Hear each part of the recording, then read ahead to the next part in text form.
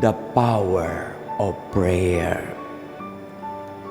Our Lord Jesus Christ, during His time, no matter how busy He would be, our Lord will always find time to pray, to commune with His Heavenly Father. Either Jesus would wake up very early in the morning and He will look for a deserted place and there He would pray. Or in the evening, after doing all the ministries of the day, the Lord will see to it that before retiring, He will find time again to pray to His Heavenly Father.